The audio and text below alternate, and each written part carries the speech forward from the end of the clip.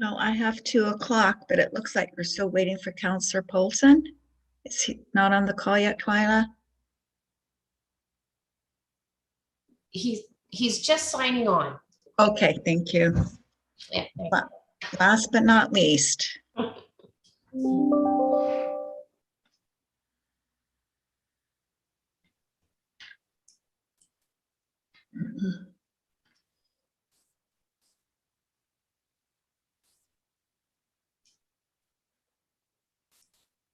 Okay, Counselor Polson, you're here, so we'll start the meeting. I'd like to call the regular council meeting to order.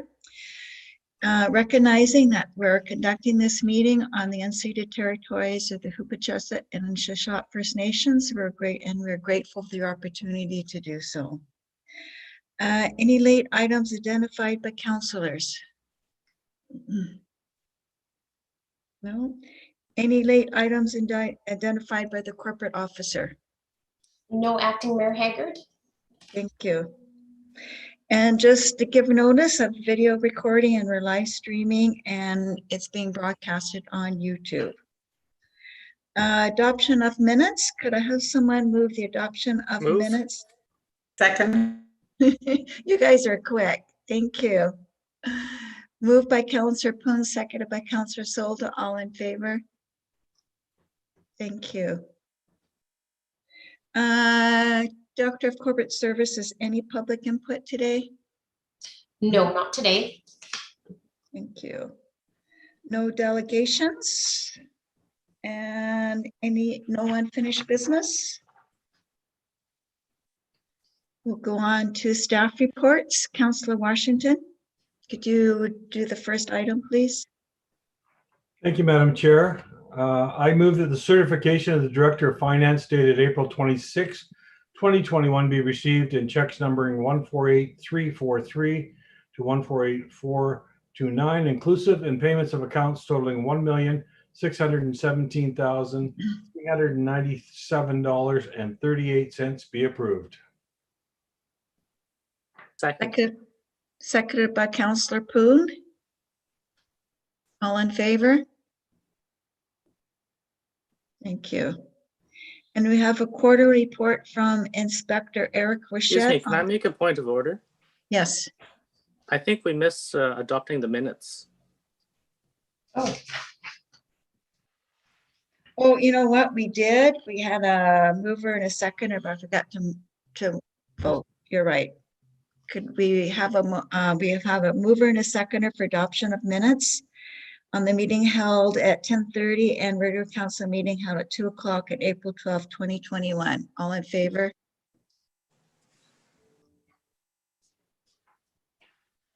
Finally, you're supposed to be on top of that and correct me. I apologize. Thank you. Okay, we have Inspector Rochette on the first quarter report from January to March of 2021. Inspector Rochette, welcome. Thank you. Good afternoon. So what I'm going to do, I'm just going to go over some of the stats for the first quarter of 2021, as well as I'm going to talk briefly about a few things we've worked on the last few months and some of the challenges, and then I'll be open for questions. So for this quarter, for the first quarter, so January to March 2021, we attended 2,423 calls within the city of Port Alberni. The number of criminal offenses are down by 31%, as well as the number of break and enters are down by 52%, and theft from vehicle are down 72%. And it's all comparing this first quarter to the previous first quarter of 2020. And the number of violent offenses are down by 17%. Just going to break it down a little bit more here. I don't have the report on the screen here, but in my copy here, I made a mistake as far as the number of calls for service for the first quarter. I put 2,779, which is the total calls for service, which includes the city as well as the regional district. So the actual calls for the city were 2,433. Like I previously mentioned, violent crime are down from 143 to 119. Property crime down basically from 500 to 300. Other criminal code, 202 to 157. Drug offenses are the same. And total criminal code are from 862 to 592. Criminal traffic offenses down from 30 to 11. Now, if you break it down a little bit further, if you look at violent crime, we broke it down in assaults, which from 69 to 52. And if you go further down the screen, it says domestic violence. So out of those 52 assault complaints, 37 of them were domestic violence related, which is a slight reduction from the same quarter last year. That went from 43 to 37, which is the first quarter in probably 5 quarters, I think, that have seen a reduction in domestic violence. So which is good news. The numbers were steadily going up for different factors, like I've mentioned in previous meetings, obviously COVID being one of them, and the financial impact and psychological impact and family support, etc. Assault with a weapon from 14 to 8, harassment 11 to 15, and robbery were the same. Sex offenses, which includes sex assault, sexual interference, 12 to 11. Uttering threats, 27 to 22. I already discussed the domestic violence aspect of things. If you go to property crime, where we've seen a drastic reduction compared to the same quarter last year, and you'll see with the numbers. Auto theft, 7 to 4.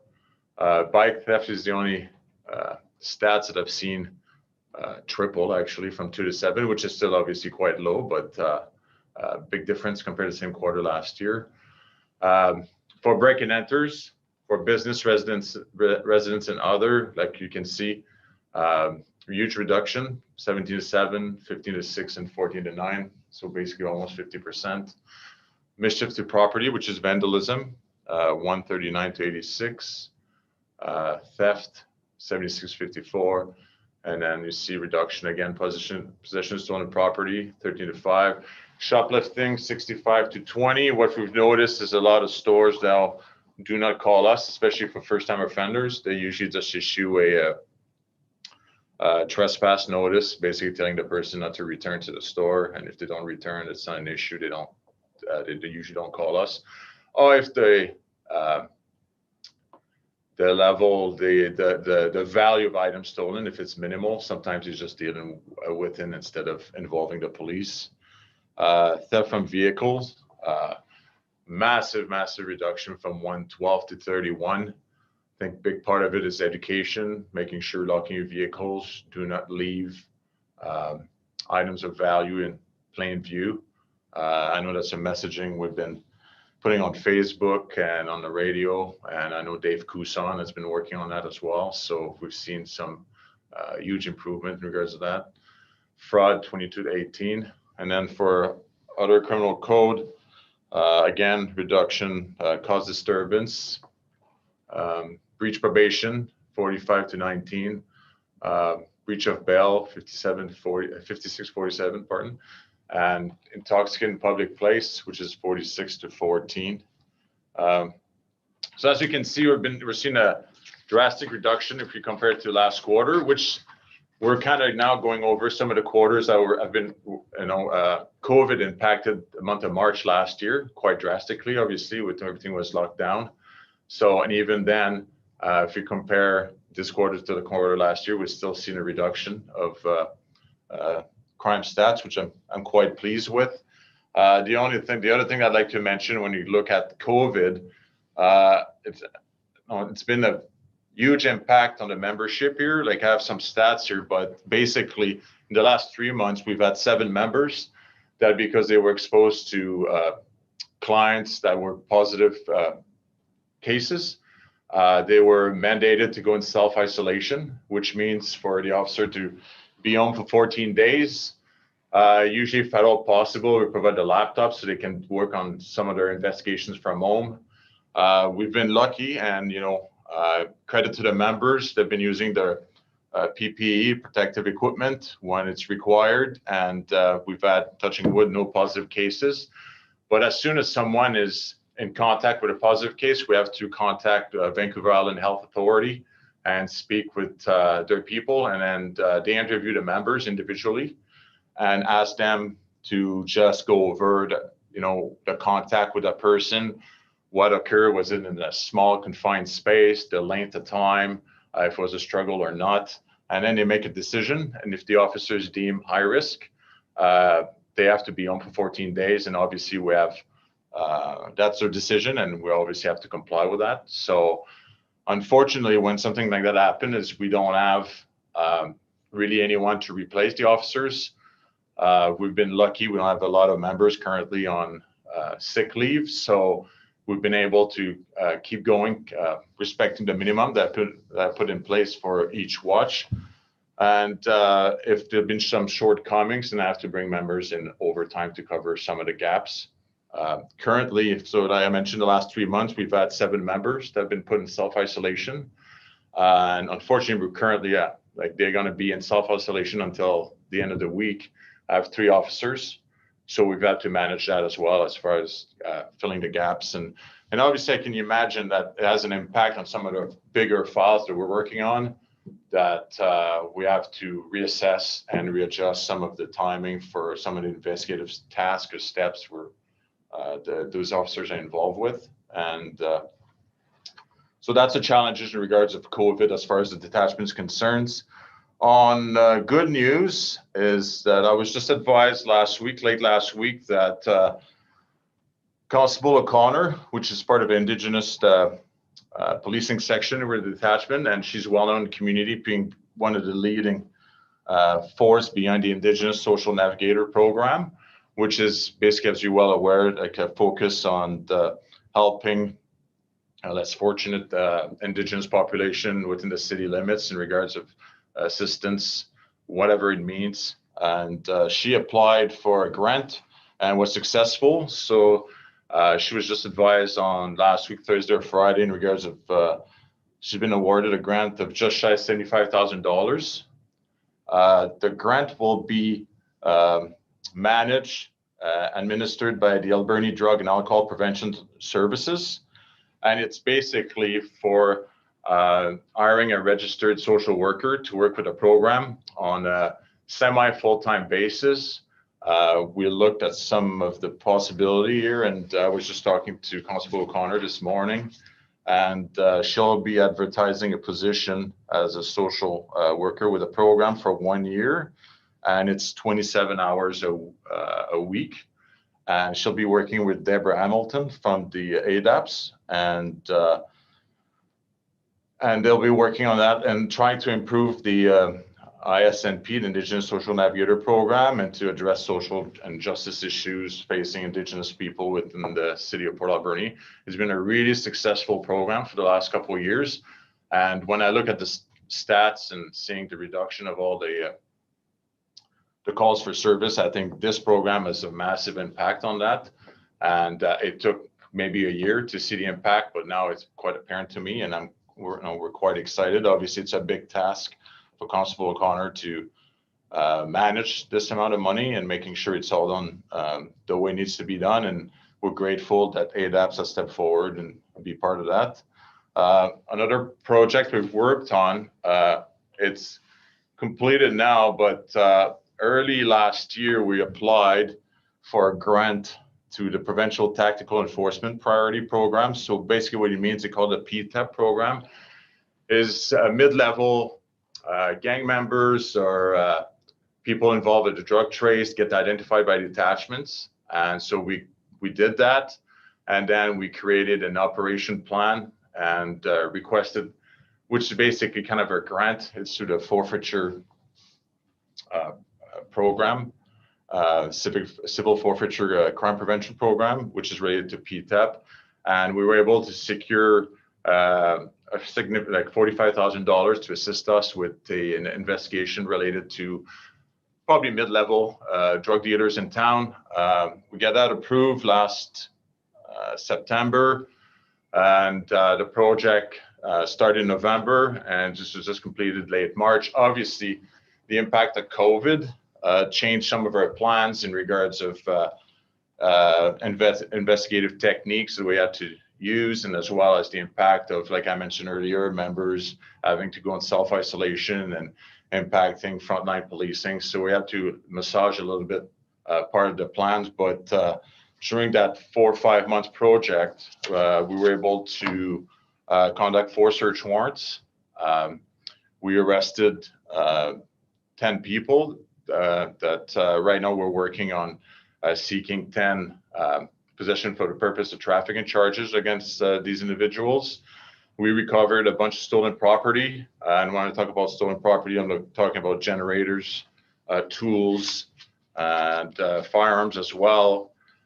We seized a fairly large amount of illegal drugs.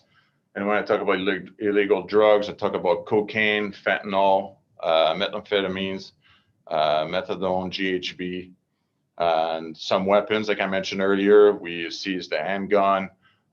We seized what's known as a taser or a CW, machetes, batons, knives, replica guns. We seized as well $13,000 in cash. We were able to seize a car that we're applying for a forfeiture order. And the other aspect of it, which was quite successful as far as we're concerned, is the street value of all the illegal drugs that we seize is close to approximately $400,000. So, keeping in mind the challenges of COVID and, obviously the amount of work required when we were a frontline detachment, these members that were involved in this investigation, it was done in the corner of their desk. Obviously, there's other calls for service that come with sex assaults and some other major assaults. And we're quite happy with the success of this operation. We're just putting the number together. Obviously, it's that type of project we reapply every year. The amount, the dollar value given to detachment depends of the type of project we're looking at. So we will be reapplying again, probably late summer, once we know where we're at, and then we'll go from there. But so as far as I'm concerned, that's basically what I had to report so far. I don't know if there's any questions or concerns that you'd like to discuss. Thank you very much, Inspector Rochette, and congratulations to you and your department for all the hard work that you're doing in our community. It certainly shows in the numbers that you've reported to us today. So congratulations to you and all of the detachment. I think Councillor Solda had her hand up, then Councillor Polson. Well, I echo Acting Mayor Haggard's congrats. And I just have a couple of them. Resident break-ins. We're hearing so much out in the street that there's a lot of resident break-ins, but when I look at your stats, it's not that as high. Am I missing something? And it's not little things people are taking. It seems to be larger items. They're getting bolder and bolder. Is that incorrect or? No, that's correct. Yeah, like I mentioned, there's a reduction, but what I've noticed too is a lot of time, obviously, break and enters.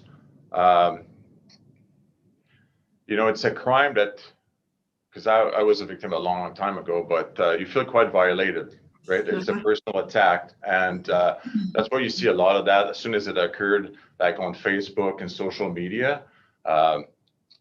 And it's a difficult crime to solve as well, as far as we're concerned. A lot of time, obviously, it's unknown. It's all in regards of related to physical evidence that's not always easy to gather. But yeah, the numbers are down for sure, but we still have issues in regards to property crimes. And when it occurs, yes, we do. I think there's a bigger impact, and that's why you see it quite a bit on social media, and that's probably why you've heard about it a little bit more. But we're kind of going the right way for sure, but there's always still work to do in regards to that. So if I may continue, so how do we relate with the other communities? I've learned in the past that we're not the only unique community going through the same thing. So how is our stats compared to the surrounding communities on Vancouver Island? Yeah, so if you look in general, like there's seen a reduction in property crimes all across board for sure. But it's been more drastic if you look at Port Alberni. And as well, I was looking at the clearance rate. So basically what it means is how many property crimes do you solve, which leads by identifying a suspect and going with charges. And for the detachment in Port Alberni, our success rate is 23%, and in BC in general is 13%. So we have a pretty, obviously, I would like to see a better success rate as far as clearance rate, but if you compare it to the province, we're ahead by 10%. So like I mentioned earlier, it's not an easy crime to, property crime is never easy to solve for sure. And but so if you look general pictures, yes, there's a reduction across board. It's just a little bit more drastic here, which is good news. Okay, and the other thing too is I'm really happy about the social worker. I know it's been a past comments from our RCMP members that we're not social workers, but we're becoming social workers. So it's really hard to do what we're actually there for. So I'm really glad that, and there has been a call for social workers to be with the RCMP members to help mitigate any issues in that. So I'm really happy about that. And I'm really excited that you've managed to get some people off the street, like the 10. And are they all from Port Alberni, or were they in our community as visitors? Just a curiosity here. I think they're mainly from Port Alberni. Okay. Yeah. So positive news anyways. Thank you. Thank you to all the members. Thank you. You're welcome. Thank you, Councillor Paulson. Yeah, this is probably one of the most encouraging reports we've received in a few years. I'll ask this question just about every time. We have obviously a downspike in property crime and criminal code. Would this be because there's certain members of our communities that are now being hosted by one of our penitentiaries and they are serving time away from our community? We know that there's between 20 and 25 people that are responsible for most of these crimes. And do we see them coming back to the community anytime soon? They might like the cooking where they are. Yeah, well, so there's a few for sure. You're right, like that we arrested in the last few months, and some were sentenced to a few months in jail. Some were one person in particular was related to the drug world and property crimes, and was sentenced and pled guilty to assault causing bodily harm. And one of he received a conditional sentence order, which with a no-go to Alberni Valley. So, which is good news for us, right? And we're really trying to push that. If there's really no reason, like no family contact, or they just moved here from, wherever, and they have no reason to be here, they're not really bringing anything positive to the community. When it's sentencing time, that's something you really try to push with Crime Council. Obviously, they do their presentation. It's up to the judge to make that decision at the end of the day. But so that's a good example there that I was quite pleased to see, and we're starting to see that a little bit more. Like, people don't go to jail for long term, but it's more specific. Look, you've been causing a lot of problem in the valley area, in the Alberni Valley, so there's no reason for you to return there, and we see that. And I've seen no-go Vancouver Island if they really have no reason to be on Vancouver Island beside committing crime. I've seen a lot of judges, especially when they live in the community, they're willing to make that type of decision, and I've seen that as well. So it's been positive for us, and I think it has an impact, as you can see with the numbers. Great. Any more questions for Inspector Rochette? Great, thank you very much, and we look forward to seeing you next quarter for some more improved numbers. Thank you so much. Take care. Okay, next item on the agenda from the development planner regarding development permit number 2101 3075 3rd Avenue, requesting council issue development permit number 2101 for proposed renovations to the existing building for the creation of the Port Alberni Community Safety Center. Great, thank you, Madam Mayor. For consideration is a development permit at 3075 3rd Avenue, and this application has been submitted by the City of Port Alberni. Issuing this permit will allow the city to undertake renovations to the existing commercial building on the property for the creation of a new public safety building. The intent is that the city's bylaw services staff would relocate from their current offices at City Hall to the new location once the renovations are complete. The lot and the building were purchased by the city in 2020 and in line with the council's objective of improving safety in the uptown neighborhood. The property itself is really quite small, actually. It's about 4,000 square feet, and the existing building covers about 55% of the site.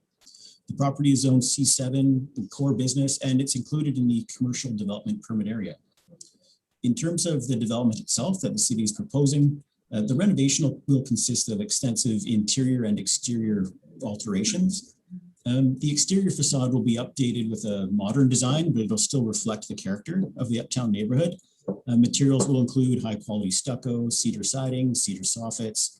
And on the interior, the city is proposing to build a front foyer, then a reception area along with offices, storage and washrooms within the remainder of the floor space of the building. But the floor space of the building won't be changing at all from what's there now. The purpose of the city's commercial design guidelines are really that they help to ensure a high quality of development in those really visible areas of the community. And this is especially important on 3rd Avenue, which is a really prominent commercial location and a major thoroughfare.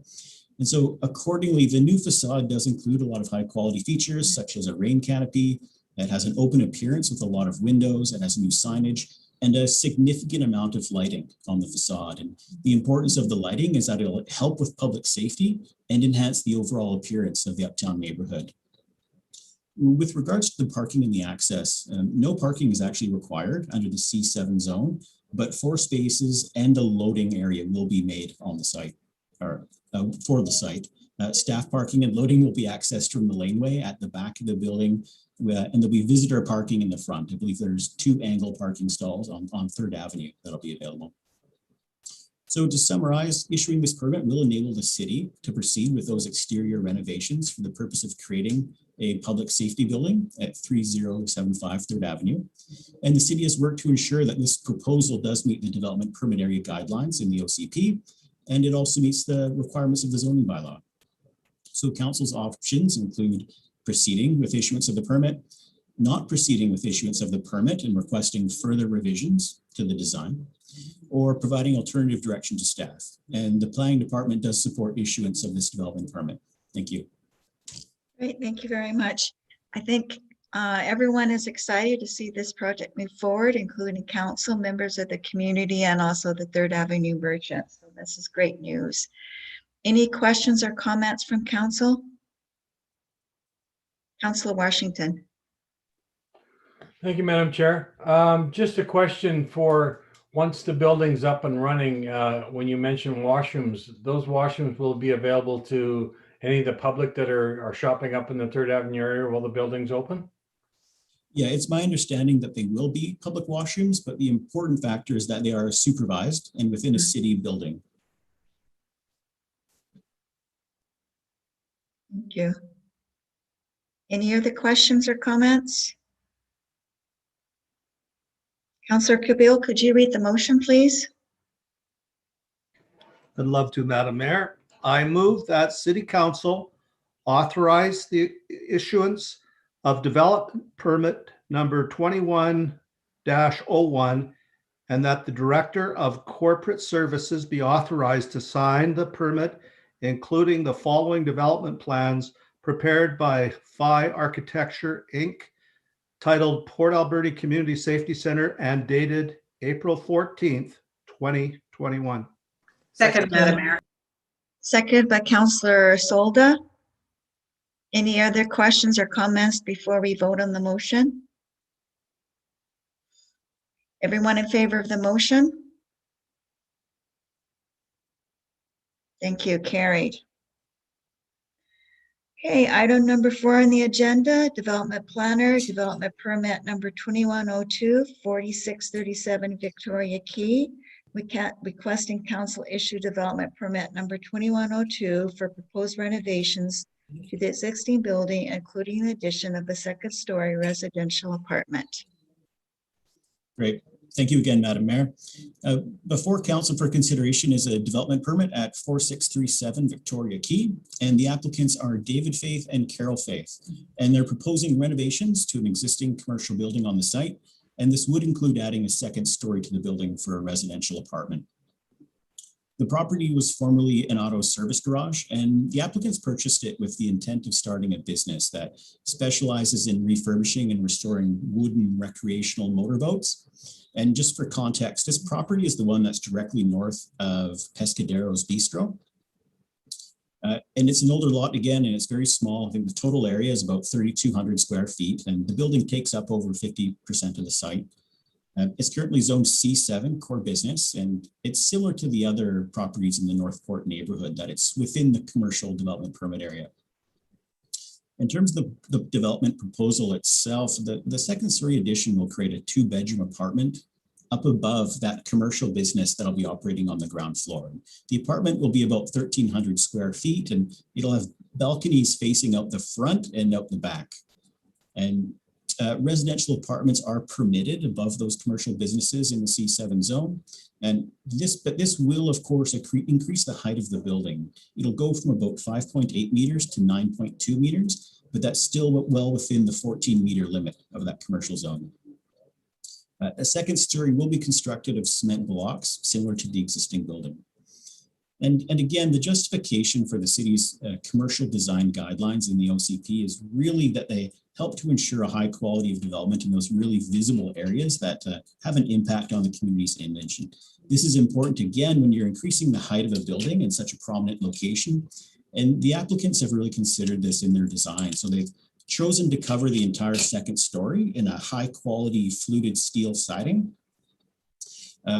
This helps break up the visual appearance of the building in a way that will complement the neighborhood. And it really avoids creating a really large giant brick wall when you extend the height of that building. The main vehicle access will still be from the front of the property off Victoria Quay, and there's no rear lane on this site. So all that parking will be in front. Again, there's no parking required by the C7 zone, but there will be 2 spaces made available on site. One will be for the store and the other will be for the residential dwelling. So to sum that up, issuing the permit will allow the applicant to proceed with adding a second story to that building on the site at 4637 Victoria Quay. And the applicant has worked with staff to ensure that their proposal does meet all of the development permit area guidelines. This proposal also meets the requirements of the zoning bylaw. So council's options include proceeding with issuance of the permit, not proceeding with issuance of the permit and requesting the applicant to make revisions to their design, or providing alternative direction to staff. And the planning department supports the issuance of this permit. Thank you. Thank you very much. Sounds like an exciting new business that we can add to our business community, so that's great. And I'm also very happy to see residential on top of commercial. I think that's a trend that we're finally jumping onto. Councillor Poon, you had your hand up. Thank you. I'm really pleased to see that more people want to live close to town and, be near their places of work, cutting down on commute times and really just densifying our commercial districts rather than promoting urban sprawl. Thank you. Thank you. Councillor Solda? Yes, Madam Mayor, I definitely agree. I actually Googled it and I drive by that area every day, and I think it's going to be a great little addition in having the apartment on top. And there's already apartment on that one block. There's apartments on top. So it'll actually complement the whole area. Really nice looking sketches on the apartment. Wow. So with that, Madam Mayor, I'll move that the City Council authorize the issuance of a development permit number 2101 and that the Director of Corporate Services be authorized to sign the permit, including the following development plans prepared by VI Architecture, Inc., titled Port Alberni Company Safety Center and dated April 14th, 2021. Did I do that right? It's the wrong We one. already moved I think that. you're at the wrong motion. I'm read the Cindy. wrong one. You should have interrupted me earlier. Okay, Madam Mayor, I'll move that the City Council authorize the issuance of the development permit number 2102 and that the corporate officer be authorized to sign the permit, including the following development plans prepared by McGill Engineering and Associates, titled 4637 Victoria Quay and dated March 31st, 2021. There you go. Thank you. Thank Do you. we have a seconder? Thank you, Councillor Poon. Any questions or comments? All in favor of the motion? Carried. Thank you so much. Okay, item number 5, Director of Corporate Services regarding community forest dividends. Director of Corporate Services requesting council's directions to authorize the Alberni Valley Community Forest Corporation Board to directly allocate $10,000 annually to special community projects that benefit the community as a whole. Lila, can you give your report, please? Yes, thank you, Madam Chair. So the Alberni, in response to a written request from the Alberni Community Forest Corporation, this report was prepared for council's consideration. The Forest Corporation are subject to articles. The articles speak to the payment of dividends, which are payable to the city of Port Alberni as shareholder of the company. While disbursement of funds were previously considered and carried out by the Legacy Committee, council dissolved that committee in 2019, given that they had concluded its mandate. At the same time, members of the Community Forest Foundation did express a desire to enhance public awareness of their foundation and sought an opportunity to make an annual small financial contribution to a project that would benefit the community. With the existence of the community investment program run by the city, it was recommended that that small donation be authorized and managed through that committee and its membership.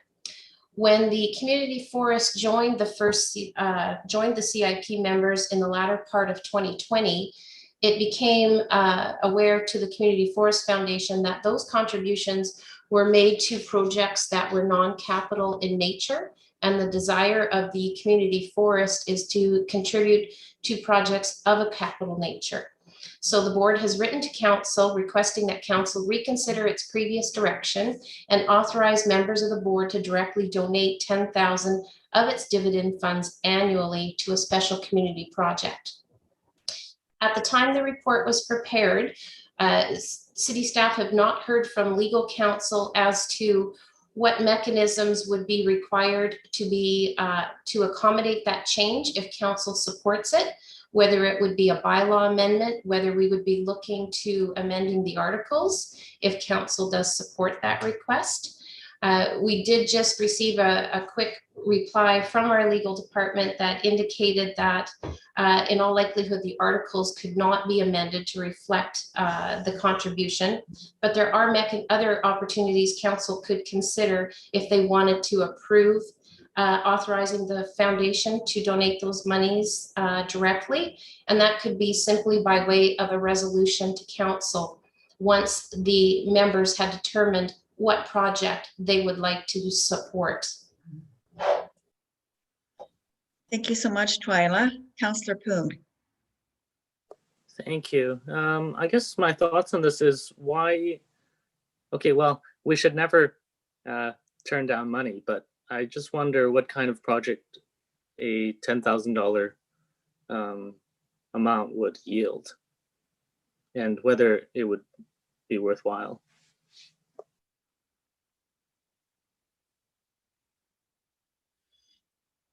Councillor Polson.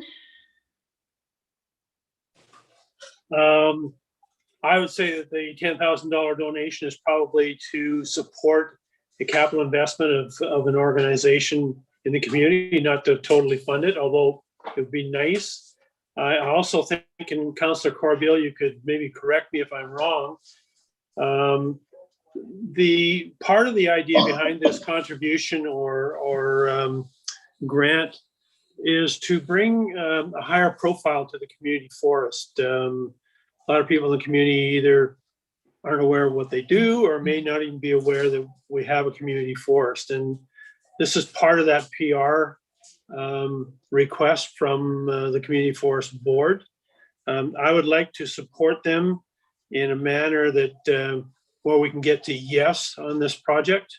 And if it takes a council resolution, if they need to bring a project to us to support and through a council resolution, I would support that. But Councillor Corbeil, I could be wrong, but part of this is to raise awareness of the community forest and what they bring to the community. Councillor Solda and Councillor Corbeil is next. I would agree with Councillor Paulson. I think community forest was really out there in the past, and I don't hear much about them unless I'm in a council meeting. So I think this is a good thing. And $10,000, it doesn't matter how big the grant is. It could be for 1,000. If it helps somebody, I'm okay with that. And even if it's for a large donation, I'm good with that too. So there's always people who need, or organizations that need the money. So I'm good with it. So I totally agree, Councillor Paulson, with you. Councillor Corbeil? Thank you, Madam Mayor. Well, Councillor Paulson hit the nail on the head. That's exactly why the community forest is asking for authorization to donate $10,000 annually, is to raise the profile. And some of the suggestions that have been talked about are things like buses for seniors, the 10th and Redford project, not to fund things in its entirety, but to help fund things and to get some recognition. So I'm a little confused. I was prepared to make a motion. Now I'm not so sure that I can. I'll give it a shot. I'd like to move that the council authorize the Alberni Valley Community Forest to directly allocate $10,000 annually to projects that benefit the community as a whole. Seconded by Councillor Paulson. Councillor Washington, you had your hand up? Thank you, Madam Chair. When you read it, it says $10,000 annually to a special community project that benefits the community as a whole. We have to remember that someday there will be a toy run, a salmon festival, and a fall fair. And I'm sure any of those groups could take a one-time shot at 10 grand to get something going again. That's didn't happen last year and probably won't happen this year. So I agree with all my councillors. I'm in full support of this. Thank you, Councillor Washington. I do have a question now. Right now, does the $10,000 does not currently fund our community investment program? So if they're not funding that program, then where would we get the funds to do that program? Sorry, Madam Chair, and that's why at first we were just looking for council's direction as to your authorization to allow them to allocate these monies. And then if you could leave it with staff to come back to council to say how that can be achieved, because technically the $10,000 that the foundation members would like to contribute directly would be considered part of the dividends that should come to the city first. Mm-hmm. So that's what we're trying to address so that we can facilitate this. So today we're just looking to get council's direction. Do you want to make that to authorize them to do that directly? And staff will look at how that can best be accomplished. Okay.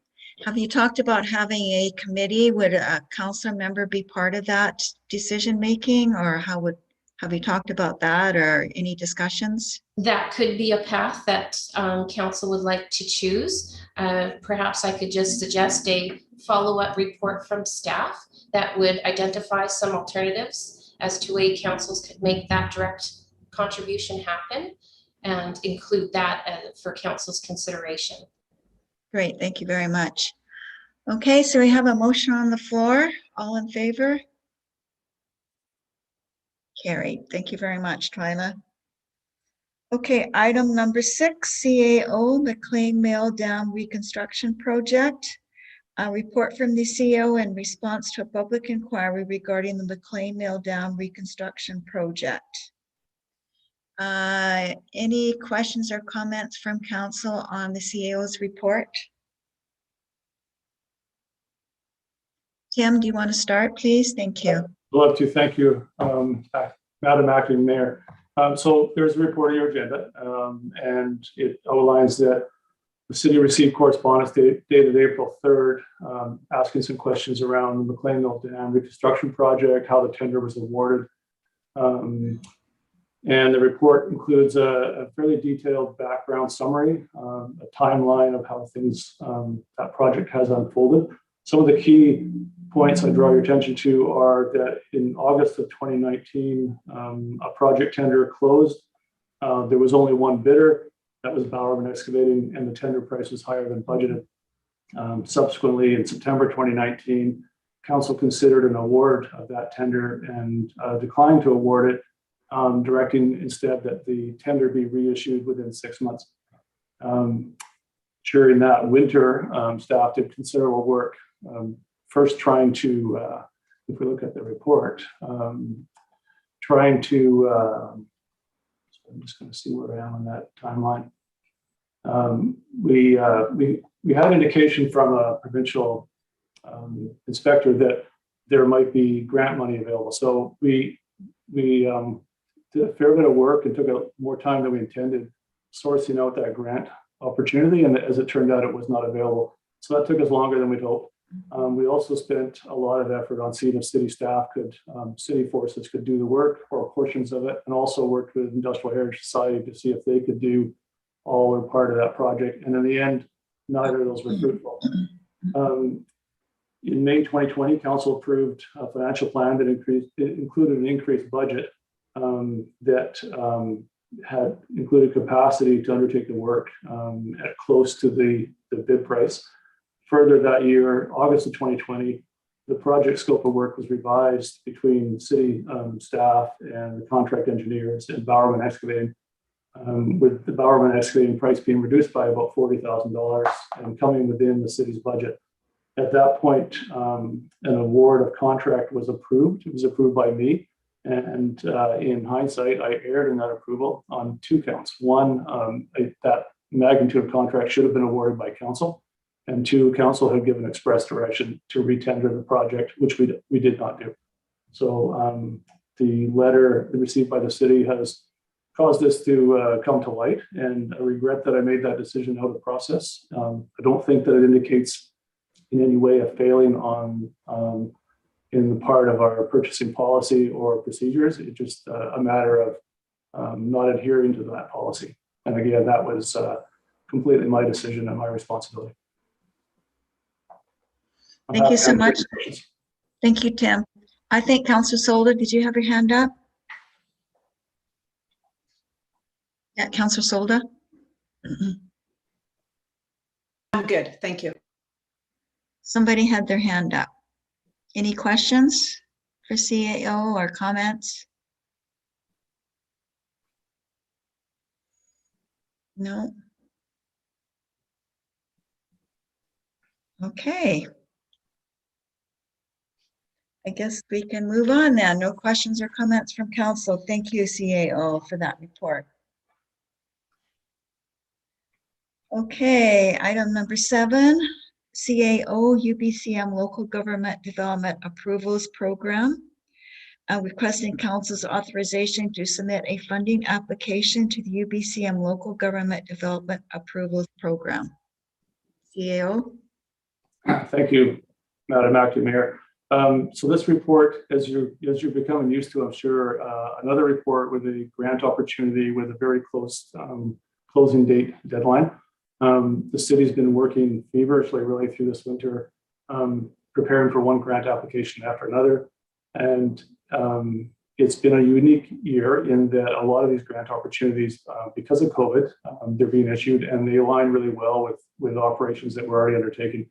So this is a great opportunity for us to get grant funding to review and update our development services, protocols, bylaws, practices. It can include things like putting our mapping online for the public to access, which is actually a really big help to developers. It can help streamline processes, and that appears to be government's desire in this is we're not the only local government whose development process is taking longer and longer. And I believe that the province sees that the economy is not moving as fast as it could or growing as fast as it could because of local government processing timelines. So the province has made the money available for local governments like ours to revisit our procedures with an eye to streamlining them. And this is so it aligns really well with the work that we're doing and want to do. It's 100% funding up to $500,000. So a very attractive opportunity. Because the deadline is May 7th, which is next week, we need a resolution from council for that application. And you'll see that the resolution that we're requiring asks, it's fairly broad and high level, and it asks council to direct that a grant application be made and references the Schedule A that has some more detailed information. If council has specific information or questions, I can answer those, or I might ask Director of Development Services, Deputy CAO, to respond as well. Thank you, CAO. One thing about the COVID is it's forced municipalities to do more things online and get more information online. So that's a good thing. It'll just speed up processes for everyone involved. Councillor Polson, you had a question or comment? Just a comment on the grant application. And I love the concept of this grant application. I've been a proponent of streamlining and reducing bureaucracy in our development department to align better with 2021, how quick things move in the world. And I think this is a great grant application, and I totally, fully support it. Thanks for bringing this forward, Tim. Any other questions or comments from council? Councillor Polson, would you like to read the motion? Oh boy, would I ever.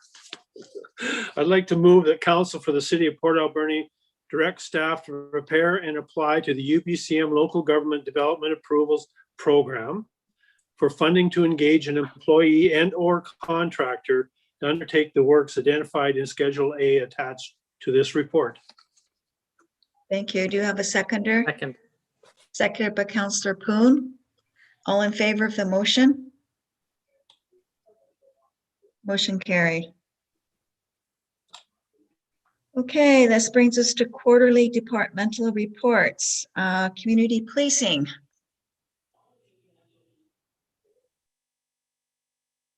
Dave, are you there?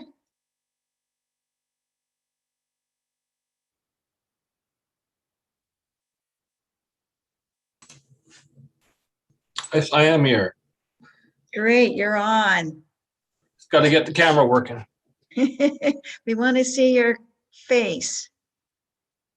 Yeah. For some reason, my camera's decided to. Oh, there we go. There you Hiya. are. Now we can see you. Great, thank you. Good afternoon, Acting Mayor and Council. Very happy to be here to provide you with a report on community policing. It's been well over a year since I've been in the position. I started last March, and 2 weeks after my start, COVID hit and everything shut down in the community policing environment. All volunteer programs were suspended. So there's always a silver lining to that cloud, and that is it gave me a number of months to actually dig into the program and really do a full analysis of the existing format and then compare it to the provincial standard and then make the appropriate changes. So that was a great opportunity for me to work, just put my head down and go to it, because the program in itself had not really been updated or significantly reviewed for well over 10 years. So with the city taking the position to fund a manager to really take on the community policing role, I think that was very timely, and it was even more timely when I had that time to actually sit down and do the work. So one significant change you may have seen within the city is the change from volunteers driving their own cars, doing Citizens on Patrol, to our very overt program called Crime Watch, where the volunteers are driving marked city vehicles. And it was awesome to have that opportunity to tap into those vehicles from City Hall that are parked at night, so our volunteers could access it. So that was a really significant improvement, where we're being seen by the community, not only by the citizens, but by the potential criminals that are now looking upon us as those are the cops that are driving around, and they're going to call us in if we're committing crimes. So that was another important piece. I also had time to create a couple of platforms, and one of them was our social media platform, the Facebook page for the RCMP detachment. This is something the detachment has been in lack of for many years, and it really we had lost out on many opportunities to connect with the community. So I manage that now, and I've been able to get out some amazing messages to the community around safety, like vehicle safety and household safety, promoting our program and a variety of other things. So if you haven't liked the page, please do so, and you'll get regular updates on the program. So at present, we have about 27 volunteers on our books. We have about 20 active core volunteers. Some of them have chosen to stay home during COVID, and totally respect that. Some of them are community policing office volunteers, and we all heard the motion of the community safety building. Community policing will be in that building. So I wanted to update that. That's kind of going to be our new environment. And so we have some volunteers that are waiting to come back and get going in the building, the new building. We do have a space down at Harbor Key that is closed, but we are using it for administration purposes only at this time. So, after the full review, I was able to get part of the program running back in June, and we were able to get up to about 50% capacity, where we're able to get speed watch and cell watch going, and we're following all the COVID safety regulations to a T that are totally in line with City of Nanaimo and Island Health guidelines. So, got a great core of volunteers that want to get out and they want to be seen and help with community safety. And we are only a handful of programs on the island that are actually up and running. Many are still, in a holding pattern. Even the Lower Mainland, some of the bigger programs are still in a holding pattern. So thanks for the support of the city and of the RCMP to, get us up and running. By the fall, we had just about most of our program up and running again. And so as time progressed, we were able to progress and bring back things like our lockout auto crime. And we've just launched in the new year. And Inspector Rochette touched on the break-in enters, the reduction. We actually do send out property crime awareness letters under his signature. So if you were a victim of a property crime in your neighborhood, about a month later, our volunteers come and canvass the neighborhood with these letters that include brochures on household safety, vehicle safety, and I've even designed a CEPTED, which is a crime prevention through environmental design, as an actual safety survey that they can take around their house and actually engages them to do something and check on household safety. So I think that it might be having a bit of an impact on that. And we're also trying to promote our Block Watch program within the city, because really citizens do help with community safety if they observe and they report suspicious activity. So moving forward, we've also created a community policing website as another platform for the community to come and learn about our programs. And it's been great working with our local media, in particular Shaw TV.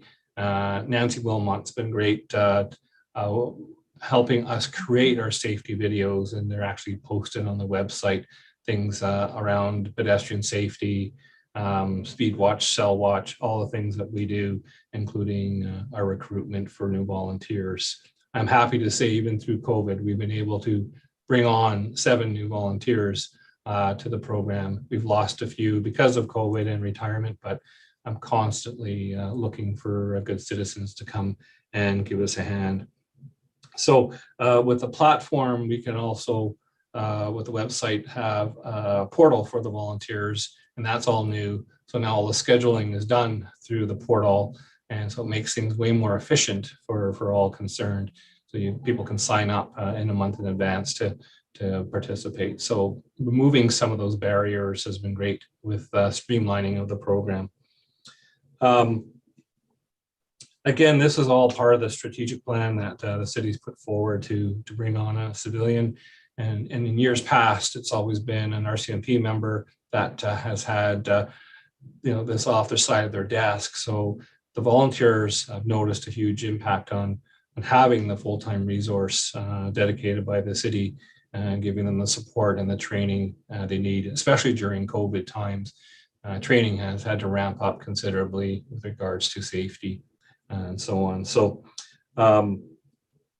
really, we do link with public safety, and we look forward to the creation of the new building so that we can get in and get organized and be seen and be out and about in the community more. So that's my report. If you have any questions, feel free to ask. Great. Thank you so much, Dave. just want to say that your volunteers are very visible in their community. I see them all the time, every time they go out. So that's great that they're taking good care of people in our community. Councillor Corbeil and Councillor Polson. Thank you, Madam Mayor. I've got two issues I want to raise. Dave, you talked about block watch. Prior to you coming on, I attended a meeting with the community policing group, and that was a big issue. That block watch hadn't been done in, it sounded like, a number of years. So hopefully you're having some success. And I do know it's trying with COVID, but to get that up and running. You also mentioned the crime watch. And I'm just curious, what are the hours that your volunteers are out and about? Of course, I think a lot of the tomfoolery is happening late at night. So if you could just touch on those two topics. Thank you. Thank you, Councillor Corbeil. Those are great questions. With regards to block watch, yes, COVID has had an impact on rolling this out. However, I've taken I kind of pivot a bit with regards to block watch. And so if you look at our community policing website at PAcommunitypolicing.com, you'll see a whole link there on block watch. And I've created a bunch of resources for the community to go and learn about block watch and how to connect with me. So I am connecting with the existing blocks and working with them regularly. And I'm encouraging more people to join up, because that's important. And that's where we've created that extra advertising in our letters that go out, property crime awareness letters. There's a whole piece of block watch in there. So I'm working towards building that. Even amongst these times, there is ways of doing it through Zoom. And if you look at the online piece, you'll see there's lots of training there. Secondly, Crime Watch. Crime Watch has kind of morphed from Citizens on Patrol. Citizens on Patrol was really only out Friday or Saturday nights. Crime Watch is now anytime of the day. So they have been going out during the day to do patrols on Crime Watch, because crime does happen during the day. And you'll see there's 3 vehicles there in the picture somewhere, if you go up a little bit. There they are. So those are the 3 city vehicles we use. And the primary one is the one in the center that was rebranded, our community policing van, which is the one that is used primarily for the program. But the other 2 vehicles are used in the evening. So they do crime watch during the day. So on rainy days, they get out. On sunny days, they do. But at night, primarily Friday and Saturday nights, they are out from 8 till midnight. And my goal is to, if I get some younger volunteers, get them out and doing kind of a double shift where there's an early shift from 8 to midnight and a late shift from 10 till 2 or 3. So ultimately, that's my vision down the road, is to get later patrols out. I do go out with the volunteers at least twice a month on nightly crime watch to provide support and training, because that's a big piece, having an RCMP background. I can bring a lot of information to the volunteers and what to report, how to report, and so on. So I hope I answered your questions. No, that's great. Thank you very much. Councillor Paulson. Yeah, Dave, here's your chance for some shameless self-promotion for the department. I think maybe you could maybe reiterate anybody who's interested how they would become a volunteer, and possibly maybe comment on how onerous or how easy the training process would be once you do volunteer. So opportunity for you to do some recruiting here. Awesome. Thank you, Councillor Paulson. I do appreciate having the opportunity to get on my soapbox a little bit, because you know, it is tough during these times to bring people in to volunteer, because there is some level of fear. But you know, we do follow the guidelines to a T and make things safe. The program is very well structured. There is extensive training, so new volunteers are not thrown to the wolves. They come in, they do self-training, they do training with me, and then they go out with our designated trainers, so that when they're done their training, which takes about a month on and off, then they're fully qualified and confident to get out there. There's a great social aspect to the program when we're outside of COVID, because we do some social events to promote you know, getting to know each other and so on.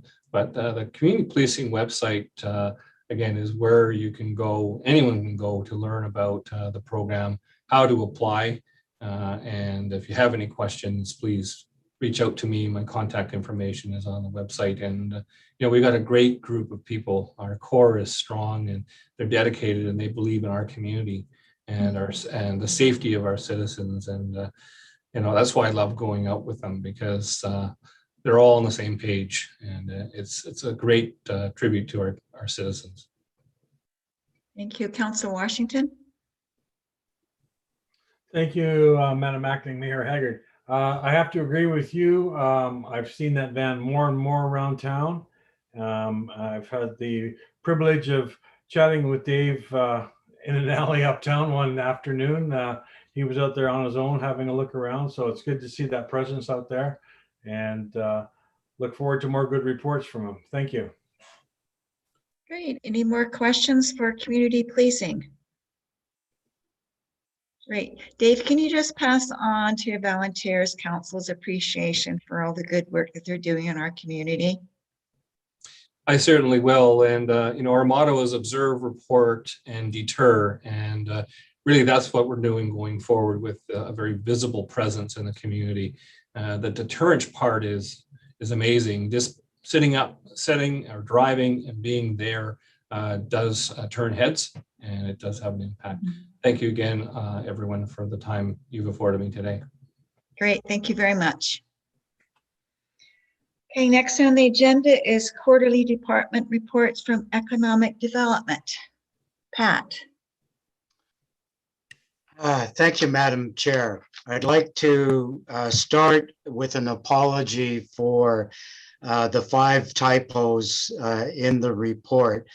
The report was done during a time when I was finishing off another grant application, and I'm absolutely obsessed with perfection in our grant applications. And so I let that report to council slide by.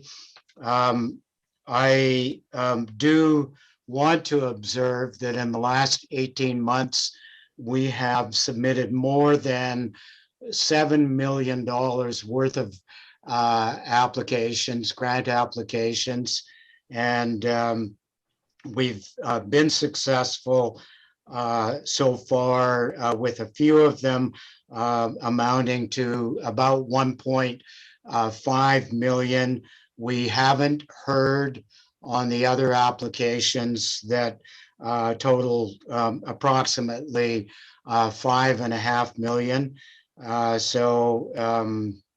And that's to be expected. We were warned that the adjudication process would run several months, and that we would start to hear in the early summer of this year on the remainder of those. I will make one short comment on each of a couple of other sections and then open for questions. The first is that one of the successful applications was for getting 2 dedicated small business support specialists who are working through the Chamber of Commerce and have started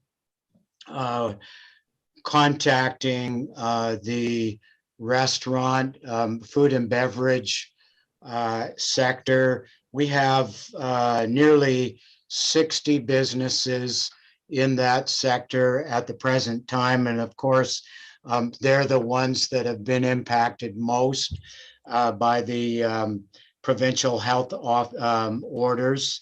And so we're contacting them to make sure that they have accessed all of the grant programs that are available to them. Then once those have been covered off, we will move into the other businesses in the community. And the idea is just to make sure that they have are in receipt of the funding that is available to them, and that has repercussions in terms of their success, their ability to support their employees, their ability to stay in business. So moving on, I would like to mention that the Food Hub continues to be a great business incubator, and every week we are in conversations with individuals and corporations about the role that the Food Hub can play and is playing in the community through there. The seaweed sector, you may have noticed that we're investing quite heavily in there. We do have a feasibility study for, and that's because seaweed ticks so many boxes for us. It is features strongly in carbon sequestration, but it's also a food source, a nutraceutical, pharmaceutical ingredient. It can play a role in the production of food grade paper and packaging. And of course, it stands the potential, or has the potential for being a great employer for the Indigenous community, with 3 farms in the Alberni Valley already in place and in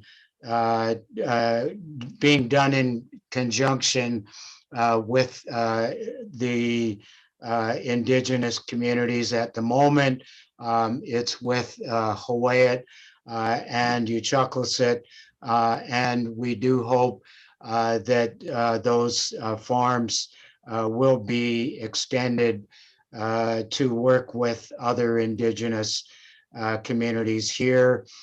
I think I'll stop there and ask if there are any questions. Actually, Pat, I have a question. Your support specialist for small business, I know that one person has been hired. Has a second person been hired yet? Yes, amazing. Bill Collette texted me to let me know that the second person starts on Thursday. Perfect. Thank you. And I just want to say thank you for all the grant writing that you do. You write excellent grant proposals and you've been very successful for our community. And we might as well try and get it as any other community. So that great work, Pat. Councillor Paulson. Pat, I just want to hand out a huge bouquet to you. And this has to do with a new major investor in our community that has bought the Woodward's parking lot and the old Woodward's sports store. And we received a letter from that proponent. And in that letter was a huge shout out to the work that you've done over the last 2 years and how instrumental you were in encouraging them to invest in our community. So I just want to say, Pat, thank you for all the hard work that you do for the city, and also thank you on that particular project. So just take it. Don't be humble. Just take it. And the other question I have is with regards to Cascadia seaweed, and that's an industry that's growing very, very quickly and by leaps and bounds. And when I toured the food hub, there was a bit of a hint that Cascadia, as fast as they're growing, has already outgrown that facility, and hopefully we can find another alternative site for them in the community so they don't go somewhere else. Any thoughts? First off, thanks for the kudos, gratefully accepted. I'm thrilled that that group is coming to the community or in the community now. And we, as you mentioned, it's been a couple of years working with them to land them here, and I'm thrilled. With respect to Cascadia, yes, they are growing very quickly, and we're doing our damnedest to make sure that everything that we are doing will help them to realize that this is the community that they should continue to stay in for, in particular, the processing activities. That's part of the reason for the research that we're doing with respect to a Canadian Center for Seaweed Research. It's part of the reason for our bronze sponsorship of the Seaweed Days that they are getting up and running. So we have talked to them about a couple of different sites in the community, ones that we hope won't be too far removed from the food hub. So continuing to work with them there. Great. Any other questions or comments for economic development? Great. Thank you so much, Pat. We really do appreciate all the hard work that you put into doing your job, and you do a great job. Thank you very much. Thank you, Madam Chair. Okay, next on the agenda is bylaws. Number 1, Director of Corporate Services, City of Port Alberni Lane Road closures and removal of dedication bylaw number 5026-2021, requesting council's consideration to provide 3 readings to the lane road closures and removal of dedication bylaw. Director of Corporate Services. Thank you, Madam Chair. So historically, the city receives on a regular basis requests to purchase city-owned laneway, etc. So in this instance, council has received a number of requests from the property owner and the property owner's agent to purchase laneway adjacent to and fronting 5119 Athol Street. So those requests were as a result of the owner wishing to move forward with a building that would provide for cannabis cultivation and microprocessing. As the planning process progressed on the part of the owner, the lot has limited limitations, and there were some minor encroachments identified. As a means of council addressing those minor encroachments with the owner, council did authorize staff to provide the owner with a letter of comfort and as a means of addressing that. And the city did provide that, given that the encroachments were so minor in nature and of no danger to the public. In the fall of 2020, a subsequent request was received from the property owner, noting that the comfort letter did not satisfy federal regulations as it related to the construction of his building and ultimately the purpose of the building's use. So it was at that time that council did resolve to sell the minimum required portion of city-owned property that would address the encroachments for that particular property. So what is before council today is that bylaw that speaks to permanently closing those the laneway and the road frontage. That is the first step in council moving forward with accommodating the sale of that land and concluding this on the part of the property owner to facilitate their building. Thank you very much. Any questions or comments? Councillor Washington? Thank you, Madam Chair. I heard the word sale, so we're not just gifting this land, this alleyway to them, we're actually going to sell it to them? That is correct.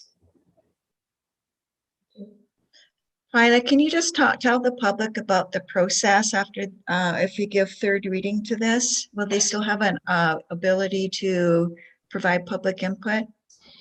Yes, thank you. So similar to a public hearing, but not subject to the strict process of a public hearing, individuals that feel that their interests may be affected as a result of these laneways or highways being closed and sold have the opportunity to either write to council or to speak to council directly, so that the city, should council proceed with giving 3 readings to this bylaw today, notice will be placed in the newspaper, and council will be asked to consider the adoption at the May 10th. And also at that time, anybody who feels that they are affected by this closure or sale will have the opportunity to address council at that time. Thank you. Any more questions or comments? Councillor Corbeil? Just so we're clear, we're not talking about selling the entire laneway. We're talking about selling 6 inches or something. Isn't that correct? So yes, Councillor Corbeil, somewhat correct. The laneway, to quote our former Director of Engineering and Public Works, replicates about 4 sheets of plywood, the width. So it's very minor on the laneway adjacent to the former Arrowview Hotel. And then the frontage is 1.2 meters. Thank you for that clarification.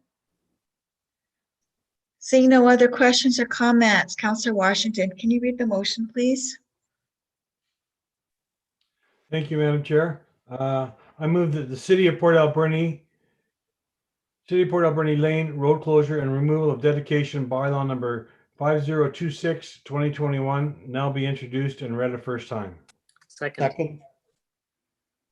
Seconded by Councillor Poon. Any comments or questions? All in favor? Go ahead, Councillor Washington. Thank you. That the City of Port Alberni Lane road closure and removal of dedication bylaw number 5026/2021 be read a second time. Second. Seconded by Councillor Poon. Any questions or comments? All in favor? Thank you. And that the City of Port Alberni Lane road closure and removal of dedication bylaw number 5026/2021 be read a third time. Second. Seconded by Councillor Poon. Final opportunity for questions or comments. All in favor? Thank you, carried. Okay, correspondence for action. Director of Corporate Services, do we have any correspondence for action? No, we don't. Great. Proclamations. Letter dated April 19th, 2021 from Protective Services Manager Heather Zenner requesting council proclaim May 3rd to 8th, 2021 as Emergency Preparedness Week in Port Alberni. Can you comment on that, Director of Corporate Services? Absolutely. So as on your screen is the letter addressed to Mayor and Council from Heather Zenner, and just highlighting aspects of Emergency Preparedness Week and looking to Council to proclaim May 3rd to 8th, 2021 as Emergency Preparedness Week. Thank you. Councillor Poon? I'll move that we proclaim as requested. Seconded by Councillor Solda. Any questions or comments? All in favor? Motion carried. Correspondence for information. Director of Corporate Services, can you list them all, please? Yes, thank you, Madam Chair. So we have 6 pieces of correspondence, one being minutes from the Heritage Commission, a letter from UBCM thanking Council for providing them with the summary of the 2019 Housing Needs Assessment, correspondence from Mr. Fraser speaking to existing city infrastructure regarding trail maintenance. We have communications from Mr. Enright, who's looking to Council to put forward a motion calling for an end to the provincial wolf hunt. We have a letter from Ministry of Health and Addictions, and it's essentially in response to Council's correspondence, welcoming Sheila Malcolmson in her new appointment and providing their office with information on mental health and addiction programs and initiatives. And then we have a letter from Melody Charlton, and it's with regards to individuals that seem to be occupying their vehicles outside of the 8th Avenue shelter. Thank you. I'd like to invite Council to speak on any of the items in correspondence. Councillor Paulson. I'd like to just pull a letter from Randy Fraser for comment, and maybe he zeroed in on the trail behind Smitty's and budget and so on. I wonder if the CAO or the Director of Development Services might like to just make some clarification and comment on that section of property, in particular ownership, and kind of where we're at with that. Madam Chair, I'm happy to do that if you like. Please, CAO, go ahead. Mr. Fraser, we've got to point out, Mr. Fraser gives credit to the city for planning maintenance funding along with our Roger Creek Connector Trail capital plan. That is something that we're doing more of now. Is when it's not how we used to budget. We would undertake capital work without budgeting room in the operating budget for ongoing maintenance. And Mr. Fraser would be aware of that, having been a former city employee. I got to tell you, I'm always pleased when former employees reach out and say we're doing good work. So thank you, Mr. Fraser, for pointing that out. Mr. Fraser also points out that provides some photographs of the Dry Creek corridor from when we did the capital work there, and points out that it's overgrown now. So that says 2 things to me. One, that's a very attractive corridor. It was when we did remediation work there, and it could be again. Also, that's not city property, so we had access to it to do the drainage work, and we no longer have legal access to that property. It's privately owned, but it is a beautiful corridor, and it's something that council might want to bear in mind for the future. If there's more questions, I can respond to those. Councillor Washington.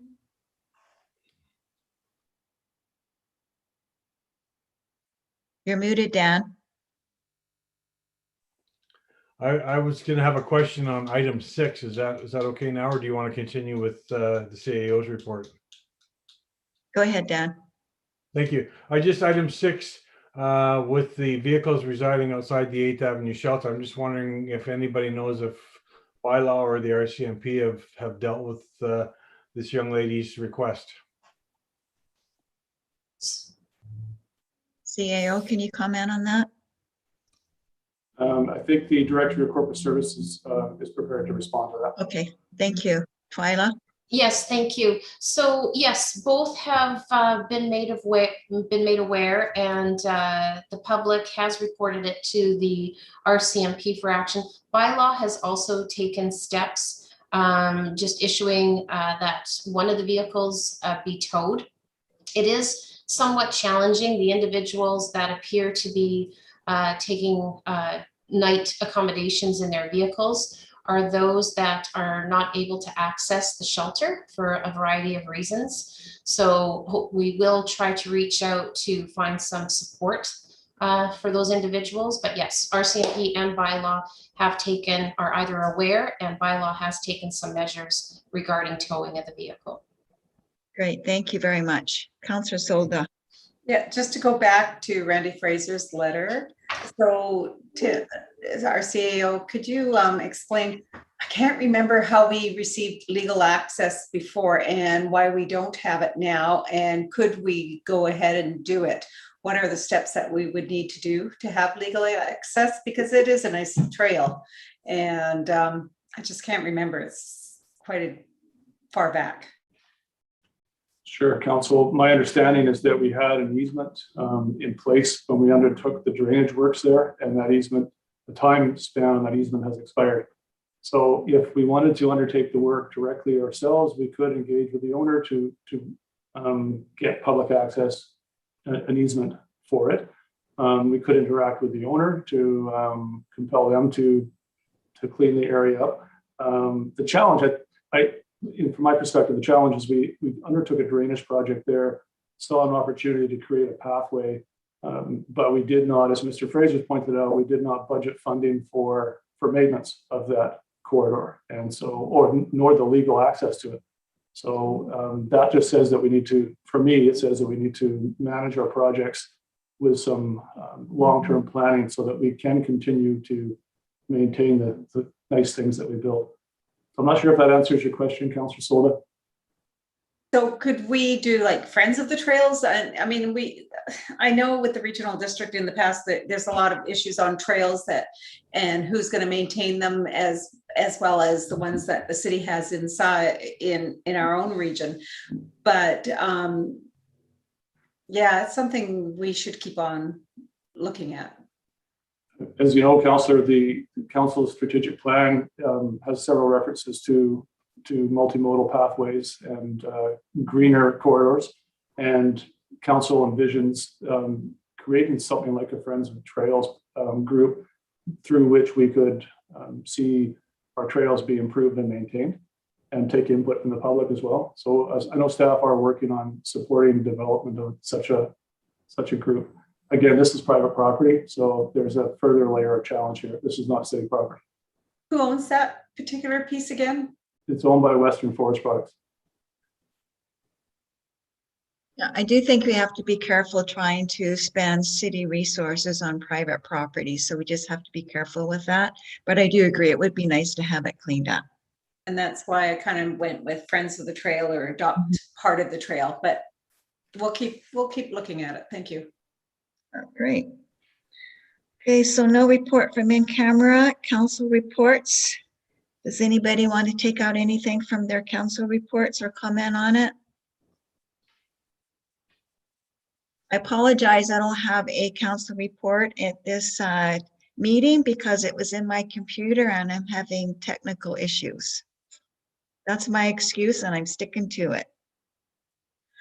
This isn't in a report, but this might be a good opportunity for me to mention that McLean's list of best places to live, Port Alberni is now number 87.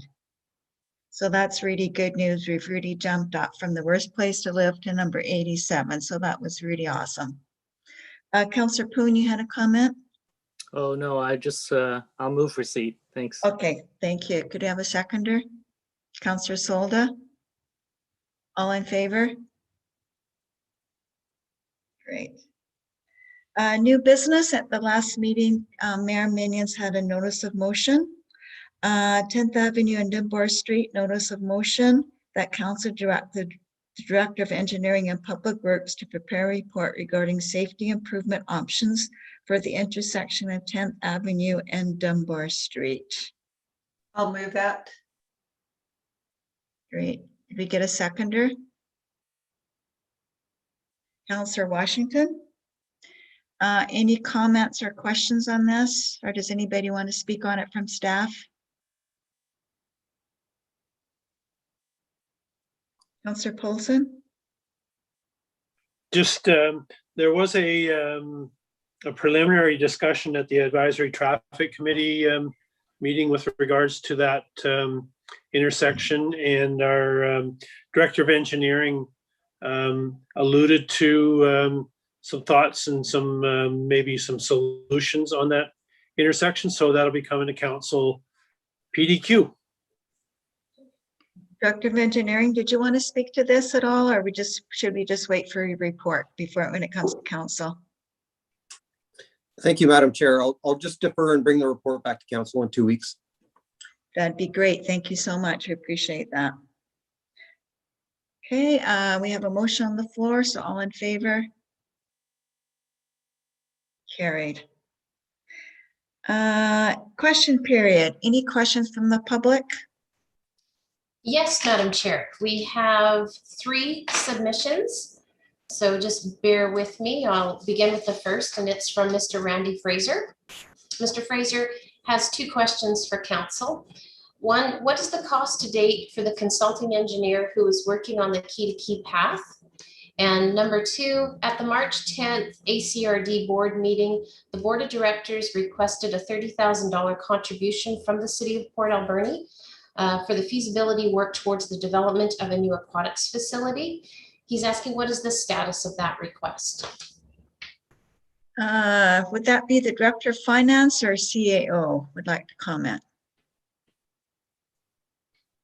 Madam Chair, we can get you responses to both of those at your next meeting. Thank you very much. Next question. And the next submission is from Mr. Roland Smith. And in today's agenda, there is a chronology of items listed by the CAO that captures most of the repair and remediation work at the McLean Mill Dam from 2014 through the current time period. Mr. Smith indicates one item missing from the list is a letter written on December 7th, 2018 from Mr. John Baldwin, Assistant Water Manager of the Ministry of Forests, Lands, Natural Resources and Rural Development. The letter was received by the city at the December 10th, 2018 council meeting as late item. In his letter, Mr. Baldwin spoke of several safety incident concerns and regulatory non-compliance by the city that occurred at the dam over the 15-year time period previous to his December 2018 letter to the city. In his 2018 letter, he also directed the city to provide to his office the following documents. And that was an updated operation, maintenance, and surveillance OMS manual, an updated dam emergency plan, and a copy of the most recent annual dam safety inspection. Has the operation, maintenance, and surveillance manual, along with the updated dam emergency plan, been developed by the city, and have copies been forwarded to this regulator? If completed, I request from the city copies of each of these documents, along with a copy of the most recent annual dam safety inspection report. CEO, can you speak to that, please? Sure, Madam Chair. First of all, the letter from John Baldwin not being on the list, the list in my report is not an exhaustive list. There are a number of touch points on that project. However, the outstanding issues that Mr. Smith refers to, I recall, and we will look into those and bring you a response at your next meeting. Thank you very much. Next question, Twyla. And lastly, it's from Mr. Adams, who council may recall had submitted questions to council at the February 8th meeting. Questions were relating to requesting copies of past and present lease agreements as it relates to McLean Mill, the city's compliance with the zoning in place through ALR and through the ACRD, and as well as leased properties or in the ALR was or is the city in compliance with the permitted uses of these properties? We have yet to respond to Mr. Adams, and that's in my area. And I have spoken to Mr. Adams and indicated that I will be replying to him. And I think just pausing on the responses were in relationship to the city's exclusion application as well. So we'll get those formalized and provide a written response to Mr. Adams. Great, thank you very much. Okay, well, thank you so much, everybody. Could we get a motion to adjourn? Move to adjourn. Seconded by Councillor Solda. All in favor? Thank you. Thanks,